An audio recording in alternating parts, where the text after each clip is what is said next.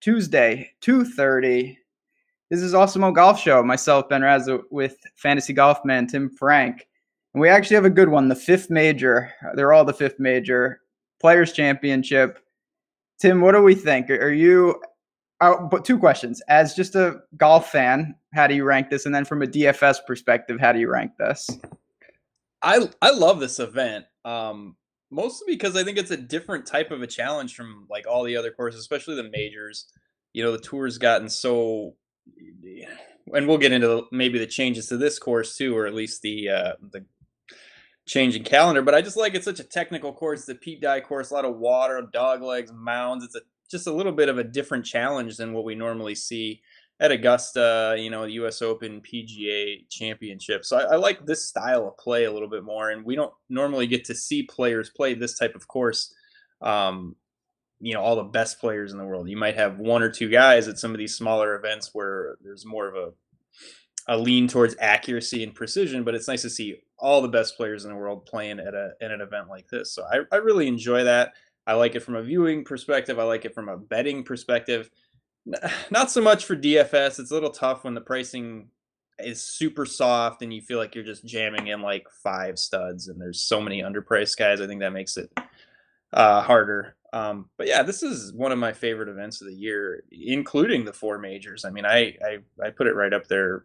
Obviously the Masters, it's by itself, but it's a notch below that. It's a good week. It is. There's a couple things right off the top that stick out to me. Is one that they release the pricing before the other tournament ends. So some guys even are more out of whack based on, Mullen, the high finishers, obviously. And then it is such a strong field. I don't think, is anybody missing? Kevin Chappell, your boy. But, only one of the best five players in the world, yeah. Yeah, it's a shame. Him and Graham Dillette. But I think everyone, obviously we got Jason Day in, Tiger in, we'll get to both of them and everyone else. The other thing that, and you kind of just alluded to, and I don't want to crush your dreams, and maybe I'm off base here, but I have a feeling, and we're going to dive into this, that driver and length are going to be not prerequisites, but not as irrelevant as they used to be, with the course switching from May to March. I've seen that floated around elsewhere, but are you on that wavelength as well, or do you think it's not really going to matter? Yeah, I mean, I've heard the same thing. I'd be lying if I said like I have some secret knowledge where I know. Only hot takes. Yeah, I don't think anyone really knows. But I guess just the change in the conditions, moving it from summer to, I mean, I guess we're still in winter here in Florida. It's usually warm, but just the changing of the time of the year, I guess, is going to change how this course plays. I think we've all read quotes on it being more of a driver heavy course. I mean, in the past, this was kind of one of the premier kind of accuracy precision courses on tour. And I think the leaderboard, you kind of lent itself to that when you look at the guys who've had success here and won here. And if you looked at the guys who haven't had success, Bubba, 11 trips here, best finishes T37. DJ, slowly figuring this place out. 10 trips here. He was T17 last year, T12 the year before, but prior to that, T28 was his best finish. So, I mean, that just kind of shows you what type of course this is.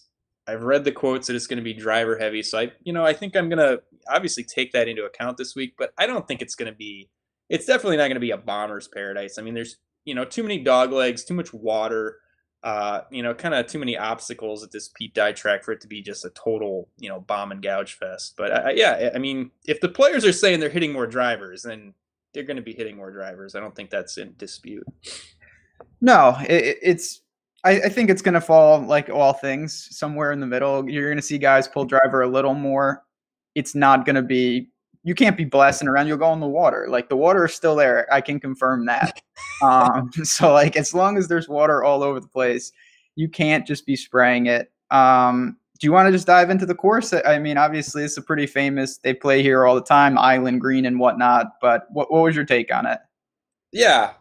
So 7,200 yard, par 72. So that for a par 72 is pretty short. I mean, I guess the 7,200 yardage is, middle of the road. But yeah, like we alluded to before, the Pete Dye, just a ton of water on this course, a lot of bunkering. you know, reminds me a little bit of the Honda in that regard. This is a par 72 though, so there's a couple, you get the 4 par 5s. But yeah, I mean, there's a lot of volatility and variance in this event, just like there is in the Honda. Guys make big numbers. You see a lot of guys with kind of strange course history here. Um, so yeah, I mean, it always kind of lent itself to accuracy. I think this year you're going to see a little more driver heavy course. As far as difficulty, I don't know. It's been about middle of the road, depending on the weather. I think if the wind blows, it could be really difficult. But I mean, last year we saw Webb get to 18 under. We've seen 12, 13, 14 under par. I think from a relative to par standpoint, any par 72 is going to kind of play a little bit easier in that aspect because there is 4 par 5s. But I think moderately difficult is how I would categorize this course. I mean there's birdie and eagle opportunities on the par 5s, but there's also a lot of more difficult holes this week too. Yeah, it's just a high variance. Like if you keep it out of trouble, which is a huge if, you can score. I don't want to say easily, but it's not like you can't score. It's just you're gonna have a ton of doubles. You're gonna have a ton of guys. I mean, we've seen that. It's just I don't know, with the wind, with the weather, it can be really tough to decipher. Obviously, we're not going to dive into the weather too much. That's more for the Wednesday show tomorrow night at 9 p.m. Because, you catch some of these holes on the wrong gust, forget it. You're going to be making monster numbers. But overall, the course, yeah, like you said, you just want to stay out of the trouble, take advantage of the par 5s. That's the name of the game. We've seen people have success. Obviously, Webb last year, I mean, that was just stupid. He just didn't miss for long stretches on the greens, around the green. And then, as we talked about, so we have everyone here. It's the full whatever you want to call it. We got DJ, JT, Rory, Tiger, Rose, and Brooks all over 10K.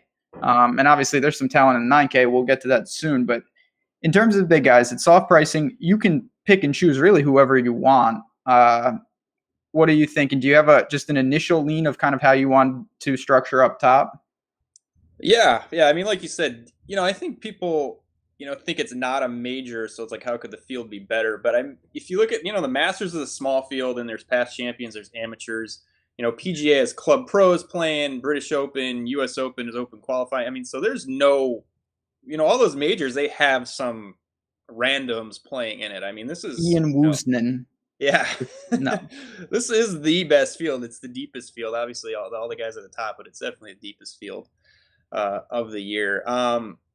Yeah, so just going from the top, I mean, I know enough. I've been doing the show with you long enough to know that I'm not going to talk about Rory. I'll just leave that up to you. Like any week, all these guys are playable. I just don't. I guess I'd prefer at the very top. I think I'd prefer JT a little bit to DJ. I mean, to me, they're kind of a coin flip. Take the $300 savings on JT. Like we said, DJ just, he started off, the course history here was really bad. Not that I pay too much attention to that, but when you see a guy year in and year out just fail to get inside the top 20, that kind of says something. The last 2 years he's kind of figured it out. But I like JT. He was 11th here last year. He's third here in 2016. The approach game has been so good all year.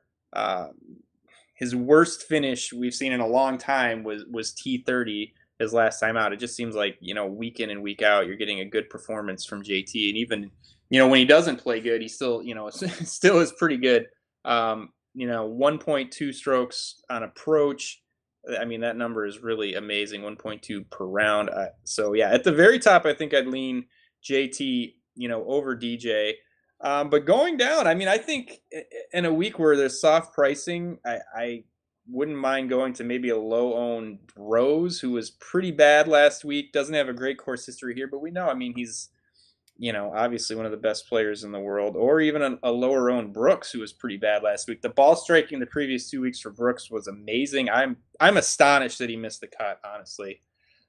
Just wasn't good on approach last week. But yeah, I wouldn't mind kind of just playing the ownership game all the way up top. I don't, and Rose and Brooks, I think, are two guys who, based on what they did last week, I think probably will come in lower owned than some of these other dudes at the top.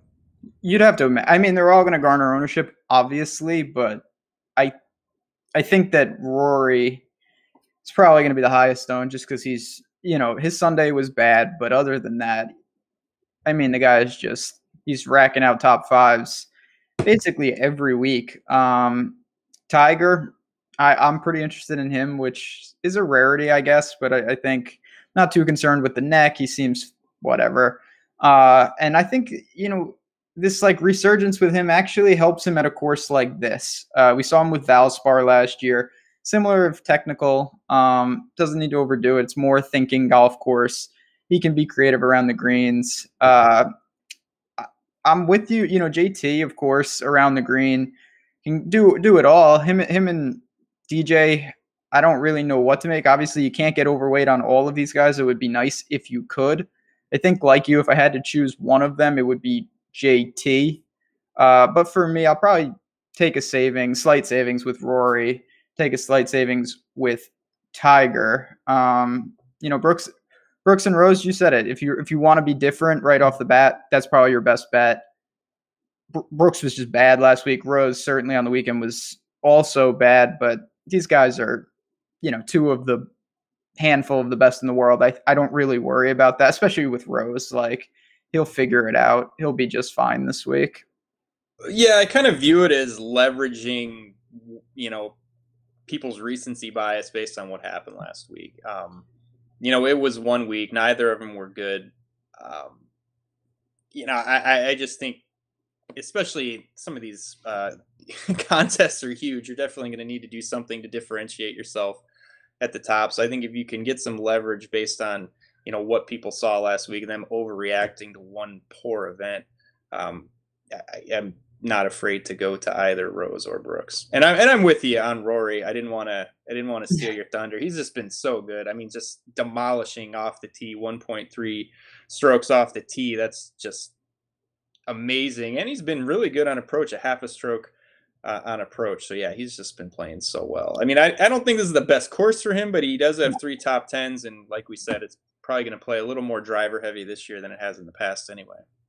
It's certainly not the best course for him, but it doesn't, like DJ, it's never going to be a good course for him, but that doesn't mean that he can't figure it out. And Rory took some lumps way back when he started here. He had a string of miscuts, and then, he started to figure it out. And obviously when he can utilize driver it's unbelievable. It really is. It's a shame he can't putt, but that's neither here nor there. Working down a little, and like you said, just to echo that, I don't know how much different I would treat things if Rose came in third last week, but his price, if it wasn't released early, would really, these guys are just, it's a rotation based on recent form. So I'm with you. I kind of try to zig when they zag. Rory's an exception, of course, but you got Ricky, Rahm, this is where it gets a little dangerous. Bryson, Jason Day, Sergio, and Xander, those fools. But the 9K range, obviously, you got good complementary pieces, but this is where question marks start to pop up for various reasons. Yeah, there's this is a tough race. It feels like, good players, but a lot of question marks, maybe. For me, I'm just going to go to the bottom. I love Sergio at 9,100. The approach game has just been amazing. Gained 20 strokes on his approach in his last 3 events, which is just, that's just cooking. 9th, 6th, and then he was 37th, I believe, at Riviera. But yeah, he's got a great course history here. He's got a win. He's got a second. He's got a third. He's got an 8th. So yeah, I love Sergio. Just based on the ball striking, the approach game, that's been super solid. Course history is great. So he's probably my favorite play in this range. Day is an interesting one, coming off the WD, which has been, very well publicized. He says he feels good. So it's hard to say, if people are going to go back there. I think he's an interesting play. I don't know. A lot of the guys besides that have question marks. Bryson, for me, is a fade. Hasn't been playing good. He lost over 4 strokes on his approach last week. The previous 2 events to that, he was pretty much dead even on approach, which, doesn't look horrible. But for him, you go a 3-start span where you've lost 4 strokes on approach. That is, there's definitely cause for concern there. So I'd say that I'd have the most apprehension with Bryson out of any of those guys in the 9K range. Bryson, I don't want to read too much into it, but he's starting to, at least for me, get like a moniker of when there's just even slight, misticks, it unravels. Like the way he plays, it's like, like Bryson's off the tracks, and Yeah. it's a mess. I mean, he looked just lost. I don't know. He's complaining about a shoulder. I don't really worry about that. It's not good. Day to me, Chad asked about Day. I'm pretty interested. I think that him withdrawing after 6 holes is a huge bonus, because if he would have just withdrawn like Tiger, people would be a lot more interested. And what's really the difference? He tried to play. That was stupid. I would be stunned if he teed it up and withdrew again mid round. I just don't. I don't. Oh, that would be glorious. And then just goes back to Disneyland. Just keeps doing it. Yeah, could you really see that happening? Honestly, no, not at all. And I mean, a lot was made of the fact that he went to Disney World, but and I mean, like whatever. A lot of these, if I wasn't feeling it either, if I went out there and was like 4, and I don't even remember what he was at when he withdrew, but if I was like, you know what, this ain't happening, I'm out. Like I would probably do that all the time if I was on the PGA Tour. But I mean, the fact that he went to Disney World, he could have been that bad. It wasn't like he was like bedridden with a. It's Day too. Like I take things a little less serious with him. Like this happens. It's Day. No, he's the biggest drama queen. I mean, this has been going on for like 5 years with him. I remember at the PGA Championship when he was like, remember that one time when he was like on the ground, like, rolling around, and I think he goes on to like win or something. That's what I'm saying. People, especially if you're somewhat casual, if you played him last week and you got burned, and I'd be pretty stunned if you're going to go back when you have so many other options. So I'll gladly pick up those Day shares. It's all about leverage. You're not going to need that much to get over with Day. I do want to talk about, so I have one guy in the 9K range. It's definitely aggressive. I want to be clear about that. But I think it's my sneaky stand of the week, and it's Jon Rahm. Again, doesn't fit the course well. I don't really like that part of it, but I'm going to bank that he can use driver a little more than usual. It's 2 times here. He actually struck it really well. He couldn't putt, and he blew up in spectacular fashion kind of both times. Having said that, not going to be popular. Hasn't been around really. I could see him 9,500, low ownership. I'm going to dabble with Rahm. You have any interest, or is it just nah? It's really hard for me this week just based on how this course has played for so long, and like trying to wrap my head around the fact that it might play different, because I would say like, no way, I have no interest in Rahm. A lot of it's based on, hitting driver and just kind of the mental. This is a tough course. I think it's a course where you see guys get frustrated by. That might be bad. Yeah, so I don't know. That's where Rahm and Bryson guys, we kind of tend to lose it a little bit. I get worried about here. Maybe I'm throwing too much into kind of a narrative-based thing, but I mean, definitely the more drivers they're hitting, the better it's going to be from Rahm. I'll definitely say that, and we can't argue with how well he's played this year. Yeah, he just doesn't lose strokes off the tee ever. But that might not be super pertinent here. Then that's what obviously Ricky's there. He's going to be popular. I get it. But this is one with course history, just in general. If you play this course enough, you're going to get cut. And if you're going to probably have some decent showings if you're some of these good guys. I don't worry about erratic things. And I just think Rahm, he had 2 cracks at it. I do worry, he hasn't played any Florida swing, but if I can get him at like 8%, something like that, I'll be there. No problem about that. There are other options though. Like I said, I don't mind Day. Sergio is clearly in play. He's just playing great. Xander, I don't know. I wish he wasn't in the field. Do you have any Xander thoughts, or can we move on? No, not really. I mean, it's just like my brain does not want to put him. He never wants to put him in with the group that he's priced with, but he continues to play well. So, speaking of people who shouldn't be priced, we got Jordan Spieth at 8-9 round, starting the 8K range. Then we got Fleetwood, Cantlay. Molly, Webb, defending champ, Finau working down to Decky. Obviously, the first question is, are you playing any Jordan Spieth, or is that a quick X? No, he's been awful this year. I mean, there's just nothing. There's nothing in the stats that say to play him. There's nothing, his course history here. aside from I think the first time he played, he was pretty good here. But I mean, he's been bad at this event. I mean, just you can look at all of his numbers, and there's just nothing there that says like there's a glimmer of hope. He's been brutally bad this year.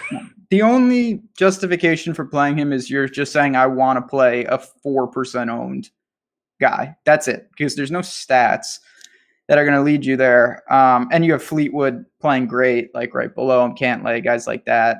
I think Fleetwood's cash viable. I know chat just asked that. What are your thoughts just on this range as a whole? I'm not overly interested in it, to be honest. Yeah, I mean, I don't love it. I do like Fleetwood. I mean, he's been playing so well, not missing any cuts. Last week, he was really good.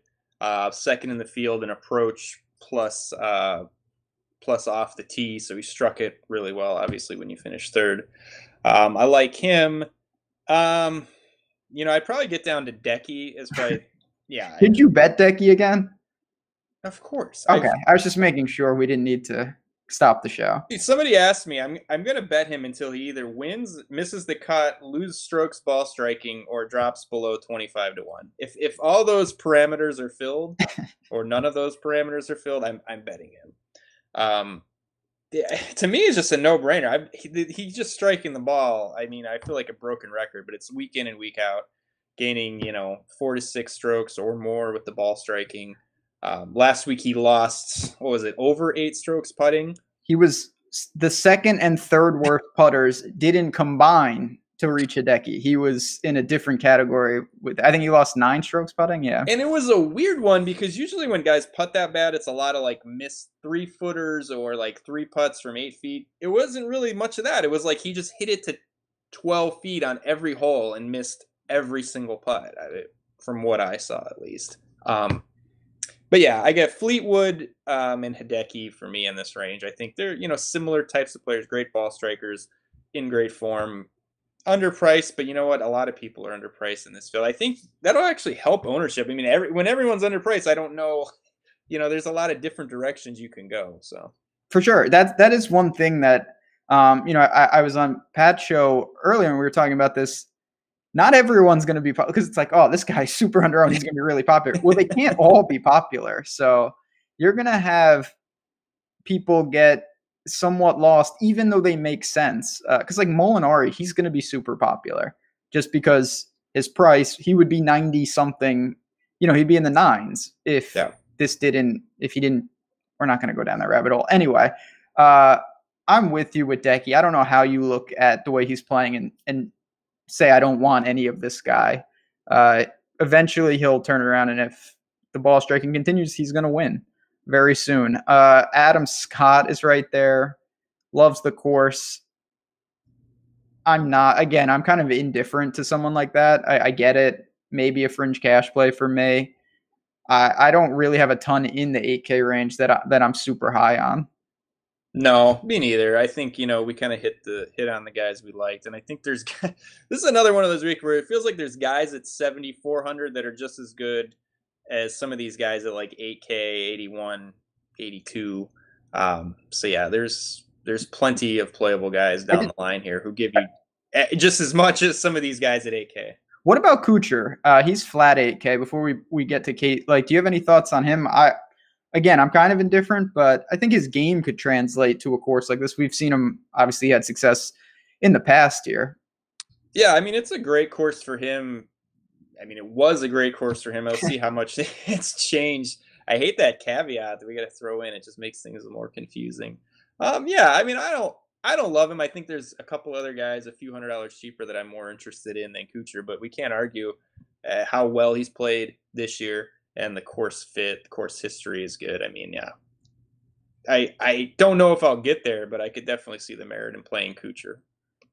Fair enough. Oh, boy. Now this is where it gets good. This is just kicking off the 7s. We got Phil.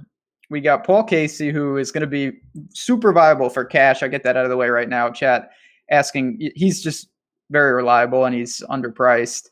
Usti, who's the anti-reliable. Stenson finally showed some form. Siwoo, Cameron Champ, stop, and then Ian Poulter. First of all, Stenson, you see him battle back from the dead. I had those lineups dead and buried. Uh, Yeah. the Iceman Friday finally put together a good round. Yeah, and I mean, third on the week in strokes gained approach. That's all that I need to see for this Oh week. yeah, It's like he's back. better than 7,800 ever. too cheap. He's won here before. I mean, everything lines up, for Stenson. I was not on him at all last week. I hadn't, he hadn't shown anything, missing cuts in Europe, being awful in Mexico. Maybe he just needed to get on American soil to start playing well again. I don't know. But yeah, I mean, Casey, it's just, yeah, it's kind of a layup for cash. But yeah, we like Stenson. What about Usti? No, don't No, don't do he's the it. worst. If you want a guy that might withdraw that, there you go. I don't think it's going to be Day this week, but Fair no, enough. it's like have we made too much of how well he's done in major? Maybe we have. Is it getting So overblown at this point? Because it's been. Am I missing a good finish in the last couple years at a major? I will say this, and I looked at this pretty quickly. So if I'm wrong, chat, you can yell at me later. But Usti, I believe, has a second in all of them, in all the majors and the players. So he has like the poor version Grand Slam on the resume. Like he can do it anywhere, and when he doesn't, I mean, he has a major obviously, but he's almost won them all.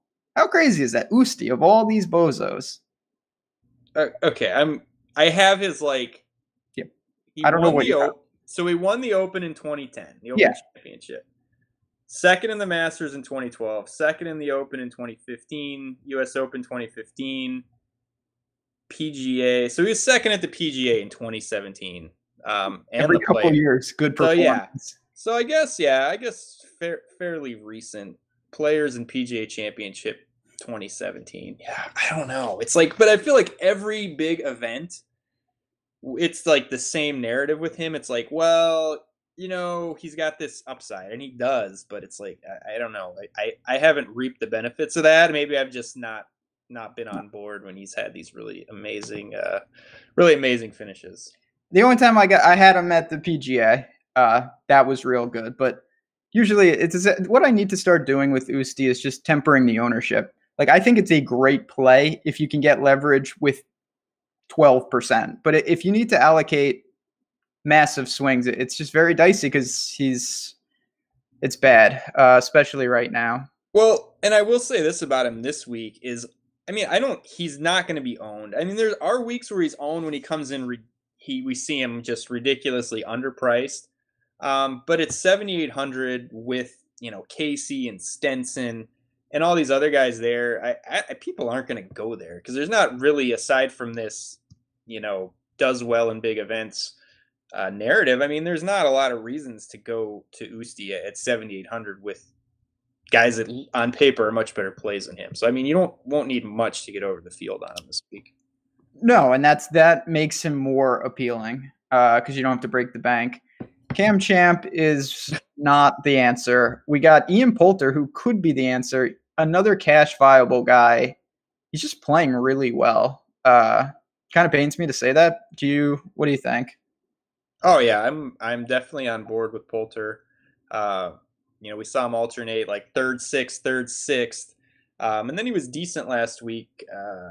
T23 gained almost 4.5 strokes with the ball strike, and he's not a guy that we consider like a Adam Scott, Henrik Stenson, just elite ball striker. So gaining 4.5 off the tee on approach, that's really decent for him. He's got a good record here. Yeah, I mean, I love Poulter.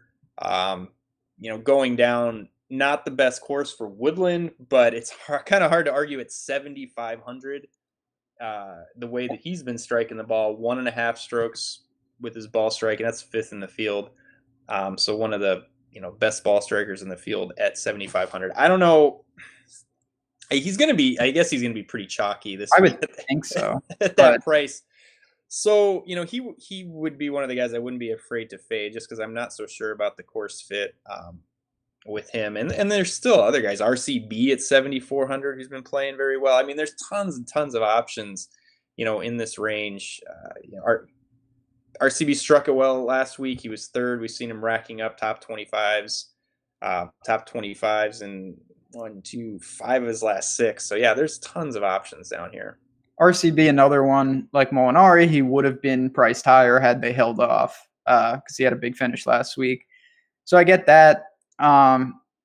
Will you pivot to Noren from Woodland? That would be the he's 7,500. Yeah, maybe in lineups like 2,000 through 2,050. That's where you need to get. Yeah, once I get there, yeah, then we'll mix in a little Noren, like 0.05%. What happened to Noren? It's not worth really talking about. It's just it's not working right now. There are just a lot of guys that in this range, if you want a one-off, but like we keep saying, oh, Woodland's going to be popular. Well, Poulter's going to be popular. RCB is playing great. They're not all going to be 30%. So you can, as we get closer to lock, keep an eye on ownership. We obviously have that behind the paywall. It's an important factor. So I'll take positions based off what I think. Do you have any, before we move on, to me, Leishman kind of stood out, and it's more of a gut feel. I don't think he doesn't really have much success here. He's not playing overly well, but at the same time, he's strong fields. He can handle himself in the wind. I kind of feel like he's just not going to be popular, and he's better than a lot of guys down here. Yeah, I mean, I think he will not be owned. I love Leishman. Obviously, been a fan of Leishman for a long time. And he was playing so good at the beginning of the season. And then that wasn't, we're not too far removed from that, maybe 9-10 weeks, third, fourth, he had another fourth. So yeah, I don't really hear people talking about him. I think he could definitely go overlooked in this range. And, he's got the pedigree, and he was playing good fall series and kind of the beginning of this year. So yeah, I mean, if he's not going to be owned, I would definitely go there. Yeah, he's one I'm gonna keep an eye on just because he just has a kind of a flair to show up, when people aren't really on him, and then vice versa. But as we work down into the lower sevens, this starts to naturally. There's more red. Anytime you cross the Keegan threshold, that's when it gets a little dangerous. So we got Keegs at 74, and then Bubba and the gang. I don't really have much from this range. Brandon Grace is kind of interesting to me. Another guy who can play in weather, can play in wind. Seen some correlated courses that could suit him, whether it be heritage or whatnot. But what do you make of the lower sevens kind of on the whole? Yeah, I would throw Grace in the Leishman bucket of just good players, play well in tough conditions. No one's talking about him, but do kind of have that pedigree. God, this is going to sound crazy, but I love Lucas Glover. Oh, dear God. The only thing that I don't like, I'll start with the one thing I don't like about him, is that he gained over 5 strokes putting last week and route to the T10. But, I mean, he's been putting very good this year. I mean, the putting has been good. It reminds me a lot of Webb Simpson last year. I knew you were going to say that. But it's not like all this guy is off, like Siwoo Kim, where it's just like he randomly gained a ton of strokes putting in 2 events. Like he's been putting well this year. And he's 52nd or better in all 4 strokes gained areas, off the tee, on approach, around the green, and putting. Just really well-rounded game. 10th, 4th, and 7th in his last 3 events. I like it. I mean, it does scare me a little bit that he did so much with the putter last week. But it's 7,100 on Bermuda, where he's more comfortable. I have him at 66-1 odds, which are, makes him a little bit underpriced, but just the well-rounded game. I mean, just really kind of, he sticks out to me at 7,100. The name scares the crap out of me that I really want to go heavy on Lucas Glover in this event, but I mean, everything lines up for me. It does. No, from a stats, for me, and I make these distinctions, I don't want to say at random, but certain guys just strike me as this. I like Glover a lot more as a bet. I think there's certainly some win equity there. Yeah, obviously it's low. It's Lucas Glover, but he's been doing it. And when he putts like this, we know he's a world-class player. I just think there's substantial blow-up risk. So if he's 20% owned, I'm not going to have 0 because he makes sense. But there's enough guys at flat 7 that I think are very similar in terms of pretty safe, playing well. Kisner, Ryan Moore, ZJ, those types. If I can get a third or the fourth of the ownership, I'm going to allocate a lot of shares there. So I wouldn't fault anyone for going to Glover. I'm going to be going to Glover in certain spots. Just strikes me as someone I might put a bet on. Like say I bet him for top 5, and then I know, all right, I'm either going to hit this bet, or I know that he doesn't absolutely kill me on DraftKings. Kind of hedge it like that. I can respect that. I feel like if we just blacked out the name and looked at everything, we would say this guy should be like 9K. I mean, just the current form, the course history, the stats, everything is great. I'm worried he's going to lose like his putting is on it's insane. It's not like, oh, he's not a great putter. Now he's a bad putter. I know Bermuda's preferred, but he is really dealing with the flat stick right now. And Hatton, he's another one. Chad just brought him up. I totally agree. I like him as well if you want a one-off.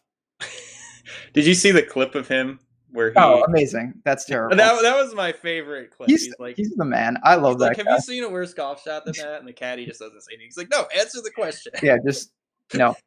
That's terrible. What a boss.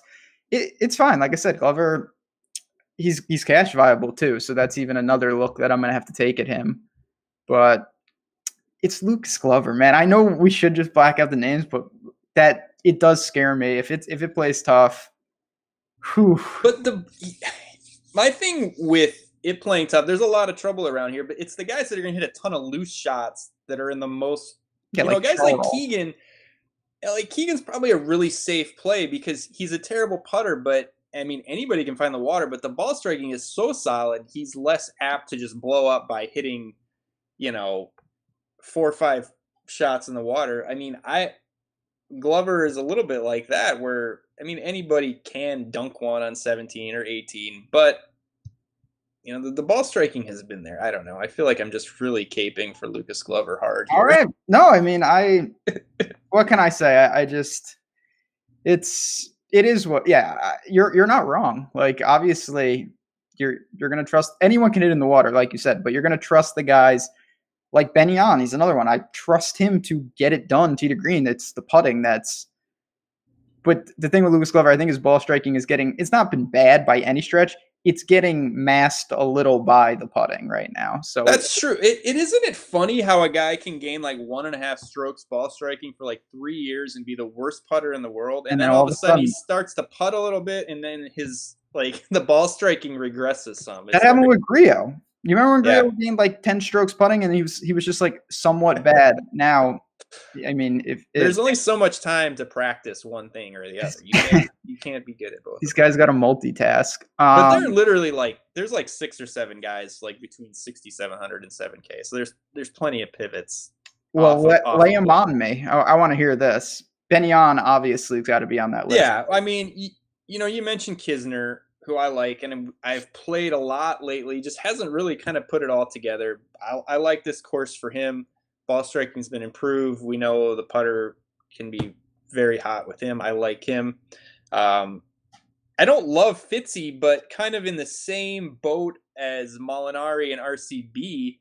If you just look at outright odds, I mean, he's 66-1. That puts him in the same range as guys that are way more expensive than that. So I'm not a huge Fitzy guy, but looking at outright odds, he's definitely underpriced. Did a lot of work with the short game last week, which is kind of scary. Russell Knox. Oh, yeah. Yeah, I mean, the approach game was on fire at Honda. He didn't play last week. Gained almost, 8.1 strokes on approach at Honda. Led the field in that. I think this is a good track for him a lot. He's not a similar player to Kisner, but I feel like they play well a lot of time at the same events. RBC Heritage. Combined. Honda. So yeah, kind of based on the way he struck it at the Honda, I think, if that approach game carries over, I really like him at 6,900. I bet him at 150-1 as well. Oh yeah, but I mean, on the card. Yeah, you got to get Noxie on the card at 150-1, and that's a really good number. I have no problem with Knox. No problem with him. He's shown. I just remember him hitting into the water like 10 times on 17 that one year. Yeah, that was painful. Other than that, it's been all right. So we'll see what we can do. Obviously, Fitzy's. It's just a balance, and there's no right answer. guys like Fitz are going to be over-owned and they're underpriced. That's just a fact. There's nothing you can do about it. You just want to weigh, does the blow-up risk weigh, or am I missing out on an easy play at sub 7? Yeah, well, and I just looked 6.7 strokes putting and around the green last week. He did it all. He was like Sevi. It was like a magician. I mean, he just like didn't make any bogey. He didn't score well at all. He had like 4 bogeys the entire week. But so I think I just touted Fitzy, and then I pretty much made the case. That's amazing. So we can edit different parts of the show, and you're going to be nailing it. Either way, we can just. It's knocks in the water many times. It's very bad. God, there's just so many guys. I'm not working down too much, but Sungjae Im is another one. He's kind of, I know I'm drawing a distinction, but it's kind of like Glover, where I don't care what you're looking at, it's got to look pretty good. He's just playing fantastic. Yeah, I mean, it's like the consistent ball striking early in the year had a little hiccup, and then the last 2 weeks kind of just picked it right back up. You mentioned Benny on. The ball striking has been phenomenal the last 2 weeks. I'm going to have a lot of Asians in my lineup this week between Decky, Benny, and Sungjae. Yeah, I mean, it seems like just lock those 3 guys in, and it's hard not to like them. Hope somebody can make a putt. Benny, I mean, it sounds funny, but I'm not even joking. He had a decent putting showing for him. He lost only 2 strokes last week, and he was on fire. Honestly, if that's not even he can survive with that. It's when he loses 2 strokes per day, that's when it gets a little dicey. And he feels, not that anyone is safe, but just like we talked about with Glover, Keegan. I mean, when the ball striking is that good, and it's 6,800, even if he is awful with the putter, he can, kind of ball strike his way around this course, stay out of trouble, and avoid the blowups more than some other people. It might be atrocious once he gets on the green, but I mean, if you're gaining that many strokes with the ball striking, you're probably going to be all right. I said this at either Honda or API, and I feel the same way. And it's a huge if, but if you don't go in the water here, it's pretty hard to really mess it up, honestly. Like, yeah, you could be cold on the greens, but like if you avoid monster doubles, it's tough to get cut and bogey your way through the course. Like, you can take some bogeys here and there. It's not that big a deal. You just don't want to make 7s. Yeah, the guys that are hitting loose shots all over the place are the guys that are really going to get punished. So someone like Benny on, you might have a 3-putt from 15 feet, and that's awful, and it's tilting. But if he's keeping it out of the drink and he's hitting fairways and greens, you're going to be just fine. You're going to cruise through the weekend. Danny Lee, speaking of 7s, 2 7s on the back on Friday. That was bad. Super costly for me. That was really bad. Felt really good on Thursday. We're like, oh yeah, here we go. We got this $6,600 Danny Lee. We're gonna be. It was just like, wow, oh no. Like when you go to Shot Tracker and it's shot 1 from tee box, shot 2 from tee box, and you're just like, this is gonna be some type of Spider-Man web shot tracker. It's just awful. Chesson Hadley made a 9 at one point. I actually kind of like him this week. It's a caveat, so he can't scramble. If it's windy, these are small greens, he's done. Like, he's got to have a great ball striking week, hit a ton of greens. He's shown that he can handle this course, and he had some form last week, so it's 6,700. I'm going to have some Chesson Hadley in my lineups. I have a rule for Chesson Hadley. But don't play him. If there's ever a reason to play him, then don't do it, because he's going to be awful. Is there a reason to play him here? I've heard I don't have the approach numbers on me. Oh yeah, they're good. But I feel like they've been pretty good the last couple weeks. No, I'm so over that guy. Chesson Hadley. Let's go to the videotape.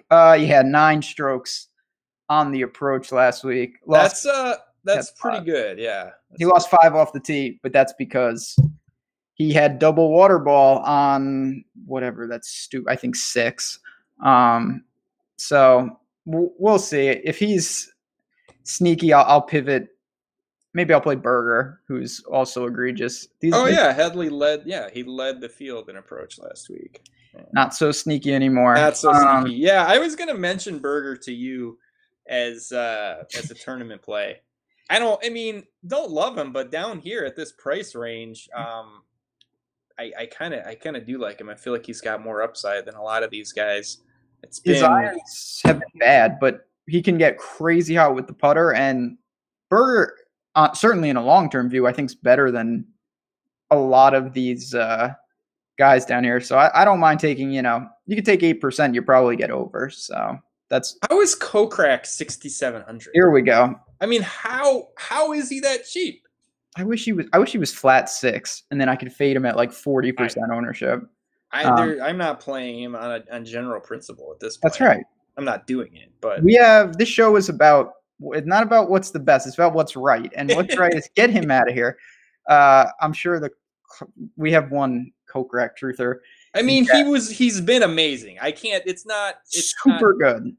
He led the field in ball striking off the tee on approach combined last week. Just led the field in tee to green. I mean, he has been good. The ball striking has been great. And usually that's like all I follow, but I can't get behind Kokrak, and it's one of these things where at this point we've faded so many weeks in a row, we're not hopping on now.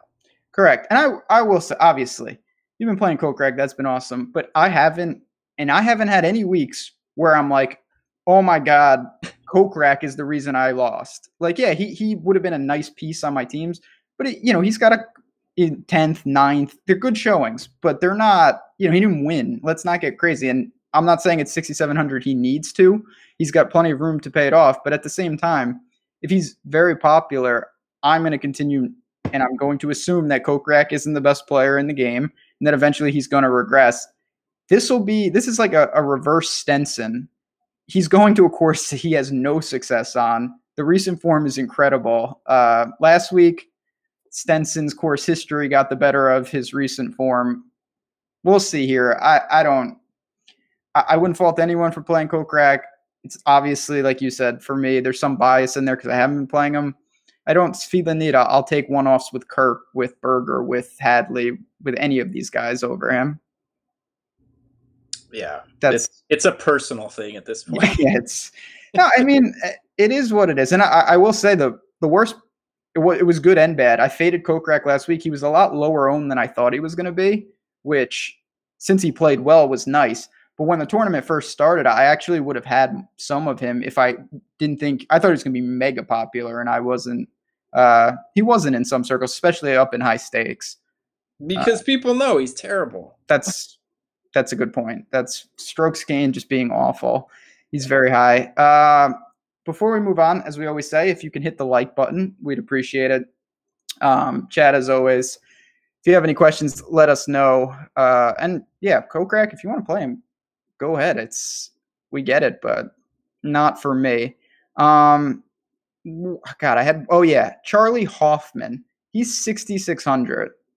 Yay or nay? He almost heroed the cut last week, but it didn't. No, I can't get there. He hasn't shown anything. It's been bad. Yeah, he's been bad, and he's got bad course history. I don't feel like this is a great track for him. But I'll say it's weird, as soft as pricing is, as underpriced as a lot of guys feel. Like, once it gets below 6,700, there's a lot of names, and there's nothing. There's not one guy below 6,700 where I see something in the form or in the stats or in anything where I'm like really trying to make it a priority to get one of those guys in the lineup. I mean, there's definitely playable guys down here, but there's nobody I'm targeting below 6,700, which feels really odd because there's, quite a few. We're talking about, like 40, 50 players here. It's true. Depending on what you do up top, you're obviously going to be forced, to take someone really low. I'll say, and I'm not looking to target. I made this clear, my article's up on the site. If anyone wants to check it out, Trey Mullinax is the flat mini 6K. He's made 7 straight cuts. I don't want to play him, but if I have a lineup that's highly aggressive, I'm okay taking him and saying, you know what, Trey, make a cut, come in 32nd. Can he do that? Yeah, he can. but I'm with you. I don't see a ton of guys where I'm like, oh, I need to make sure I get whoever this dude is. It's kind of dicey down here. Yeah, and I think with pricing being as soft as it is, and so many guys, a lot of guys in that 68 to 7,400 range. I mean, they're really the necessity for going down here. It's just not there. I mean, and you can do it if you want to just go like superstars and scrubs. But yeah, not a lot here. I'm with you on Mullinax. I've been playing him a lot. He just keeps making cuts. Not the best course fit, but I don't think he should be the stone bin either. Yeah, it's a little much. Yeah, I almost said from a Vegas standpoint. From a Vegas standpoint, Vegas actually sticks out. I don't like the course for him either, but I have him at 150 to 1, which, I don't know if I agree with that number, but just based on that makes him, fairly underpriced at 6,100. He's played well, 23rd, 16th, miscut, and 10th. That's his last 4 events. I don't love the fit for him, but from an outright betting standpoint, I think there's a little bit of value there. And I mean, I think people are going to play Kang at 6K, aren't they? Oh yeah, they are. I'm it's like this is not the place where you want to be chasing the chalk.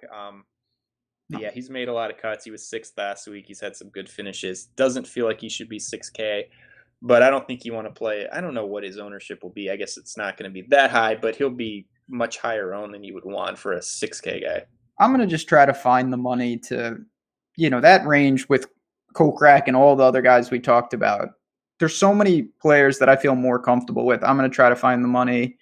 We didn't even mention, not that I'm super high on it, but like Matt Wallace, who, playing well. I don't have any qualms if people wanted to go back to him. Biergard, there's other guys. You're playing JT Poston. Probably. That's what I do. Ricky showed him the ropes, hopefully, on Sunday. Uline's 65. I don't think I can get there. Brian Blom finally did good. These are guys, this is where you want to be cognizant of what you're playing. I don't know what DraftKings, I think it's either $10 or $15. They've got a monster tournament, 250K up top, something like that. You can play crazy guys if you're making 100 teams. You want to have at least a reason, but you can take a guy to say, you know what, at a course like this, I'm going to one-off this guy or that guy and hope for carnage with the cut. In smaller fields, you don't really need to take. I think it's a little unnecessary, honestly, to dive down here excessively. It just doesn't make sense to me. Maybe other people have plays they're more comfortable with. I don't, though. I'm going to try to end my teams in the 7s or the high 6s if I can. Yeah, I agree 100%. It's very odd. It just doesn't feel like there's anybody that's really sticks out to me as a really great play sub 6.7. Yeah, like you said, Matt Wallace is pretty much where I'm drawing the line on guys that I'm targeting. Depending on how many lineups you make, sure, you're gonna need a guy to fill in from cheaper than that, and you can throw some darts, but as far as we're talking kind of core plays, it's one of these situations too, like somebody's going to play well from down here, but there's 20 guys that I don't good luck identifying which one of them. 10 are going to miss the cut, a couple will come in 60th, and maybe one guy has a good showing. It's just so hard to identify, and for every, I don't know, whoever played good last week, there's a Matt Every who just it's tough. So we'll see. Who did you? We throughout the show we were asking this. So we got Decky, we got Knox. Anybody else on the betting side of things? That's all I got right now. But we're still looking. Thinking hard about Kisner at 100 to 1. I like that. What's leash? Do you have it?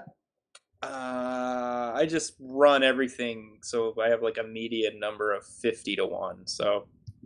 Maybe you could find 60 somewhere or 60. I don't know. Yeah, that didn't really do it for me. I don't know. I thought about Day when he was 40 to 1. I could only find 33 to 1 now. I don't think I love that anymore. Rom's the guy. No. Come on the Rom train with me. No. Yeah, I mean, our show, we got to step it up. We're the only golf show that doesn't pick the outright winner every week. So we got to step it up. I think I've certainly never win. You're close, but we need Decky to win. No. Here's the thing: is when you're only betting 1 or 2 guys a week, you're not gonna. Got to open up the card, 30 names. Yeah, you got to put like 30, 40 names on there. We got some hedges and some live ads and stuff. We'll get we got to step it up.